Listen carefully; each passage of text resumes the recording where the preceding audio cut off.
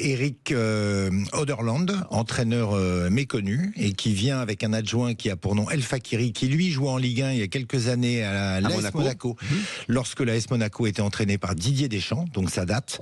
Mais El Fakiri a l'avantage de parler français, ce qui n'est pas le cas de Eric Orneland.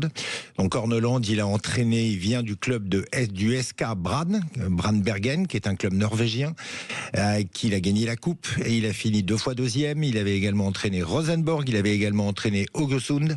Voilà, il paraît que c'est un entraîneur qui est réputé pour un pressing, faire un pressing à ses joueurs, un pressing assez soutenu. Voilà, il y a un entraîneur qui rentre dans le projet Kilmer Sport Ventures, c'est-à-dire les nouveaux dirigeants de la SS. Pourquoi on ne prend pas un entraîneur français? Tu m'as coupé l'herbe sous le pied. J'étais en train de me poser la question.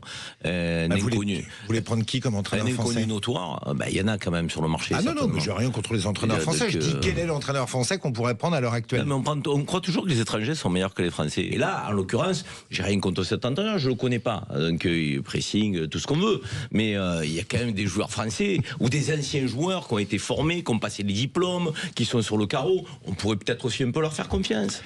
Sachant que la priorité number one des dirigeants de Kilmer Sport Ventures, donc Kilmer Sport Ventures pour préciser, donc c'est Larry Tannenbaum, milliardaire ou actionnaire de Saint-Etienne, donc président, et c'est Ivan Gazidis qui a déjà lui œuvré au Milan AC et à Arsenal, qui est maintenant le président de la SS.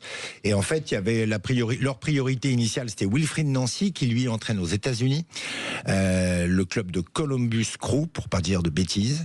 Et en fait, ils avaient contacté Wilfried Nancy il y a quelques semaines, qui leur avait dit non. Ensuite, Nancy avait dit oui à Rennes, mais Rennes avait finalement pris Sampaoli.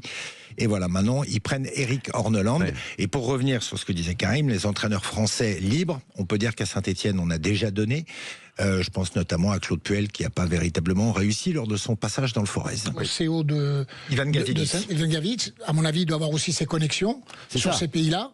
Hein, je pense que il sait ce qu'il va chercher, mais comme dit tout à l'heure Karim, moi je m'inquiète quand même en France, lorsque tu fais venir un entraîneur étranger. J'ai rien contre eux aussi, mais en plein milieu de saison, c'est-à-dire qu'on est au mois de janvier, il va commencer, il parle pas la langue, donc il faut compter 1 mois, 2 mois, pour qu'il commence à sentir la culture, un peu comment fonctionne le football français, comment fonctionnent les vestiaires à Saint-Etienne, parce que à Saint-Etienne, comme tu as dit, Lionel, c'est un club mythique, il y a une façon de travailler là-bas, il y a des gens qui sont là depuis des années, il va falloir qu'ils aient ce relationnel, c'est des clubs mythiques, c'est des clubs familiaux, qui aiment avoir le contact un peu comme à Marseille, hein, pour avoir vécu les coulisses de Saint-Etienne et de Marseille avec Brandon et d'autres personnes. Je pense que c'est difficile. Pour moi, c'est pas un bon pari, parce que la saison se termine au mi-mai. Je pense que c'est dangereux. Sud Radio, 20h-21h, But Football Club. Avec Idexport, la passion du sport.